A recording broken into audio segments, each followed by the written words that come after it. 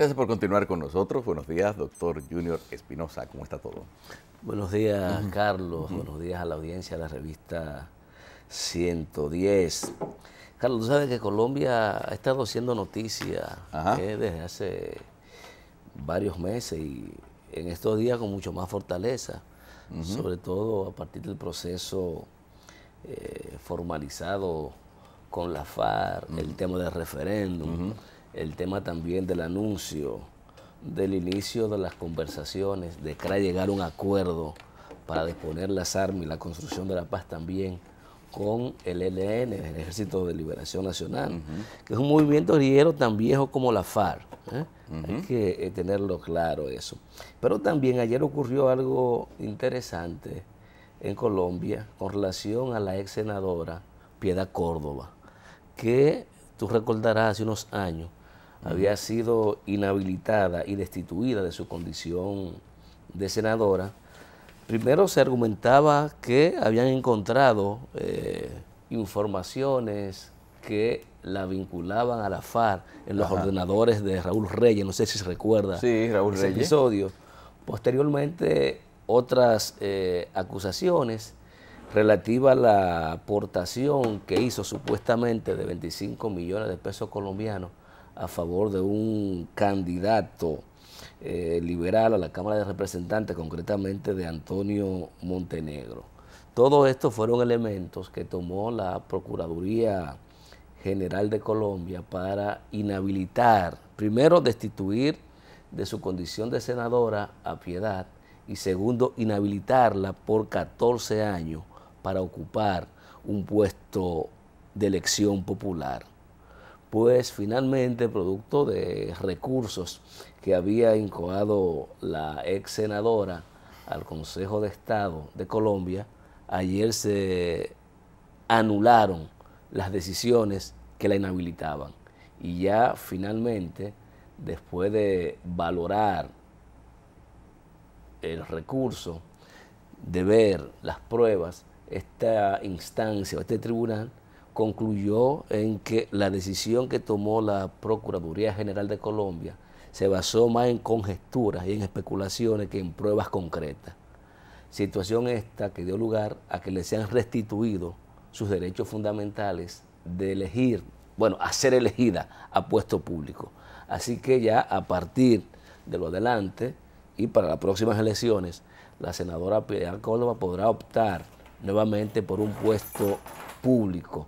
Hay que saber que Piedad siempre estuvo en la mira, ¿verdad?, de ese poder conservador y de los sectores conservadores de Colombia que no aceptaban ni aceptan la forma en cómo ella se ha manejado y cómo ha estado construyendo también y trabajando para lograr una Colombia mejor, para lograr también que se materialicen los acuerdos que hoy día se están llevando a cabo y que están ya plasmados en un documento que lo que falta es una revisión. Pero es que Piedad Córdoba era una mujer que ella, cuando se está haciendo ahora un acuerdo para resolver el problema por completo, pero habían soluciones individuales como ciertas liberaciones de rehenes, trato humanitario y quizá hay algunos intercambios, condiciones, que ella era sí, es una pieza fundamental. La primera interlocutora válida entre la guerrilla y el gobierno, que si el gobierno quizás no, porque era una opositora también, hay que tomar en cuenta que esa condición también le creaba la malquerencia dentro del gobierno, pero hay que reconocerlo que ella fue la que movilizó muchísimas cosas ahí, que posibilitó que se sucedieran muchísimos asuntos. Sí, ha sido una pieza clave e importante y una voz autorizada que han tenido los sectores liberales en Colombia y por qué no en el continente, porque es una mujer respetada en el hemisferio por las aportaciones que ha hecho, por su conducta, y es importante que pueda volver al ruedo político y que los colombianos tengan la posibilidad de tener como representante una voz como la que representa Piedad Córdoba en Colombia. Quería resaltar ese hecho porque es importante dentro de todo esto que ha estado ocurriendo en Colombia, aunque parecería ser que la noticia más importante fue el anuncio de que ya el próximo 27 en Ecuador se inician formalmente las conversaciones con el ELN, pero es importante también este hecho. Carlos, en el patio se ha estado hablando mucho desde ayer del trabajo que publicó Diarios Libres de los salarios que gana determinados funcionarios. Y yo no sé, Diarios Libres lo que ha hecho es poner en conocimiento de la ciudadanía algo que todo el mundo rumoraba y que posiblemente la mayoría de la población conoce. Se recopiló a través de un documento. O sea, eso es una recopilación porque hay muchos portales de transparencia que te especifican eso y que especifican lo que es el salario nominal, pero no necesariamente tampoco los beneficios marginales porque que tienen eso, muchas de esas ahí voy, personas. posiblemente ese es el salario nominal, o el salario bruto cotizable, digámoslo así. Pero si se suban ahí la cantidad de retribuciones complementarias que tienen estos funcionarios, a lo mejor estamos hablando de salario que sobrepasa el 1,5 millones de pesos, en algunos casos, a lo mejor los 2 millones en otros casos. Pero parecería que mucha gente entiende que, bueno, quienes gritan porque no son ellos que lo están percibiendo. Y esa es una forma incorrecta de ver las cosas así, porque lamentablemente aquí nos hemos estado acostumbrando a eso, a que la cosa es mala si no soy yo que la disfruto. Y yo creo que al igual que el crecimiento económico, Carlos, eso es una vergüenza que en un país en donde el salario mínimo es menor a los $300 mensuales, hayan funcionarios que ganen ellos solos al mes más de $30,000 o más de $25,000. Eso llora ante la presencia de cualquier humano. Y la República Dominicana no debe darse el lujo de permitir una situación de privilegio tan irritante. Cierto que no son muchos funcionarios, eso es verdad, que es un argumento que tienen algunos, que no son tantos, pero con el salario de algunos de ellos se pudiera mejorar sustancialmente el salario de muchos dominicanos que trabajan para el Estado, teniendo, ¿verdad?, un criterio diferente. Pero esto no va a dejar de ser una publicación, no va a dejar de ser comentarios que harán analistas, comentaristas, en sus diferentes espacios. Al final no va a ocurrir nada. Desde el gobierno nadie va a opinar sobre eso, pero tampoco nadie va a tomar ninguna decisión tendente a mejorar. Se habla por ahí de la ley de función pública, de la ley de salario, pero todo eso es letra muerta, porque ahí están los ejemplos de que en la práctica sigue habiendo funcionarios públicos que ganan mucho más que el presidente. Mira. Y hablar de un salario de 450,000 pesos también es mucho dinero. Claro, comparado con lo que es la media del salario mínimo nacional. Y sobre todo cuando se habla que más del 80% de los dominicanos, ya sean empleados públicos o privados, no ganan con qué satisfacer la necesidad de una canasta básica que todos los estudios dicen que está sobre encima de los 25,000 pesos. Entonces eso sí es un insulto, es un insulto y es la concreción de lo que tenemos, de una sociedad diseñada, de un Estado diseñado para élites, para que personas o pocas personas sean los grandes beneficiarios de la poca riqueza o de la mucha riqueza que se produce en la República Dominicana. Y yo te reitero, yo no sé hasta cuándo esta sociedad que se mantiene dormida va a permitir mira, situaciones como esa. Eso es una vergüenza. Vergüenza, claro. Mira, te voy a explicar más o menos lo que yo he entendido sobre la forma de los PLDistas, porque fue, o sea, en que ellos lo instauraron y posteriormente se vio que era bueno o que era un buen pretexto y se siguió aplicando en otras administraciones. Carlos, pero yo prefiero, y te sugiero, no verlo desde el punto de vista del color del partido, porque si llega el PRM, si llega el Partido Reformista, van a mantener eso, mira, porque son parte, es parte de la naturaleza de ellos. Mira, es que a los PLDistas se le ocurre la brillante idea de pensar que la seriedad se puede comprar. Es decir, en el sentido de que cuando llegan al poder, tú recuerdas cuando Leonel y Jaime David subieron a la presidencia, a la vicepresidencia, dijeron, se aumentaron el sueldo, Balaguer nada más cobraba 3.500 pesos y Leonel se lo sube a 60.000 pesos. Y dijeron, y empiezan a designar una escala salarial muy superior para muchos directores, secretarios de Estado, como se llamaban entonces. Y dice, ¿cuál es la justificación? No, y también escalas salariales especializadas en unos organismos del Estado, como son los entes reguladores financieros y sitios donde había cierta volubilidad, podríamos decir, cierto riesgo de que un poder económico, de que un sector económico pudiera, mediante una oferta salarial, mediante una oferta económica tentadora, incidir en las decisiones dentro de esos estamentos. Entonces, esa es la parte que se utilizó como pretexto para establecer salarios súper elevados en algunos lugares.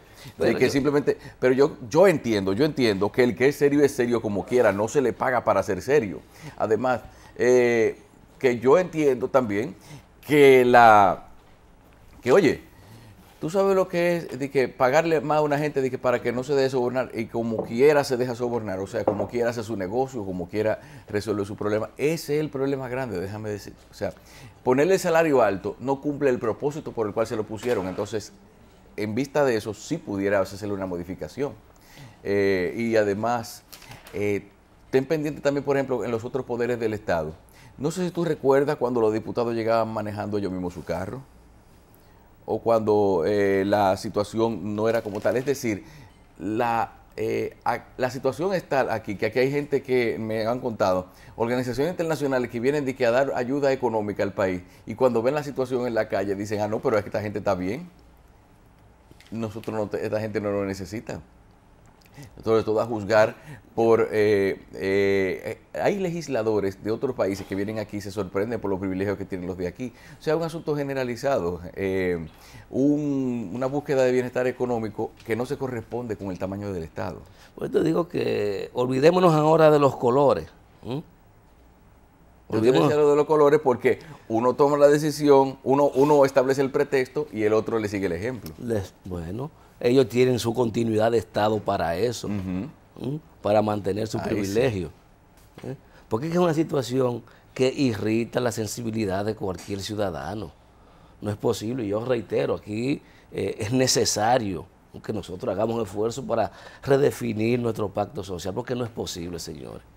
No es posible que aquella gente que gane 10, 100, 90, 200 veces más que lo que gana un ciudadano normal, y eso pase por debajo de la mesa y a nadie le importe, y desde las esferas de poder nadie reaccione ante este tipo de comportamiento de privilegios irritantes que deben mover a preocupación a la ciudadanía. Fíjate cómo andan por ahí los familiares de los policías y los policías reclamando mejora salarial, y descubrir o reafirmar que hay privilegios tan irritantes como eso. Y peor aún, en muchos de esos casos se van con ese mismo salario de pensión, porque esa es otra. Ellos tienen sus sistemas de pensión particular, no van al régimen de pensión ordinario que tiene la mayoría de los dominicanos. Eso no cotizan a la TCS. Tienen su plan de pensión particular que le garantiza a ellos tener y llevarse su último salario. Y cuando no le da para llevarse un jugoso salario, entonces buscan un mecanismo para hacer aportaciones extraordinarias que uno no sabe si sale de préstamos que hacen en la banca privada o si salen de los propios recursos de las instituciones, que al final también son pensiones que va a pagar los contribuyentes dominicanos. Eso es lo peor de todo, que esos salarios no es el producto tampoco de la actividad que realizan, sino que forman parte de las aportaciones generales que hacen los dominicanos para contribuir con las cargas públicas y con la responsabilidad social del Estado. Y yo creo que debe mover a preocupación generalizada este hecho. Y ojalá que se creen corrientes de opinión favorables para que en algún momento nosotros nos sentemos a revisar esto y ver si efectivamente esta es la sociedad que nosotros necesitamos. Si con ese tipo de privilegio, sumado a todas las otras vagabunderías que ocurren aquí, es que pretendemos construir una sociedad mejor. Pero es que también es lo que tú, en parte lo que tú dices, la vagabundería que hay de que nadie rompe con la mala práctica del gobernante anterior. Es decir, se continúa, se perfecciona y se modifica.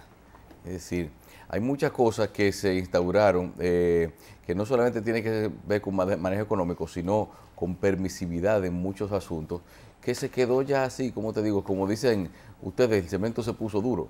Ya, o sea, ya cosas que se vuelven tan uso y costumbre como robarse un semáforo o simplemente andar sin casco, o en el interior no se necesita andar con papeles de motores. Esa es una cosa. Y ojalá que la renta per cápita nacional diera para que todos los dominicanos tengamos un salario así. Porque no se trata tampoco, como dicen algunos, de hacerle culto a la miseria, a la pobreza, no es de eso. Se trata de que todos mejoremos. Pero que esa mejoría se quede en pocas manos. No, eso sí es también injusto. Y de eso es que se trata. Porque fíjate cómo la media de la renta anual nuestra es de 100, 200 mil pesos. Y estas personas en un solo mes se llevan 3 veces eso, lo que tú ganas al año. Claro. Y cuando usted suma esos salarios al año, sobrepasan los 10, los 11 millones de pesos. No, es que, Junior, es que aquí se le ha perdido el respeto al dinero, Junior. Aquí se habla de 1 millón de pesos. Aquí hay gente que en el gobierno que hablan de 1 millón de pesos como hablar de un plato de arroz con habichuela. Eso es o más fácil.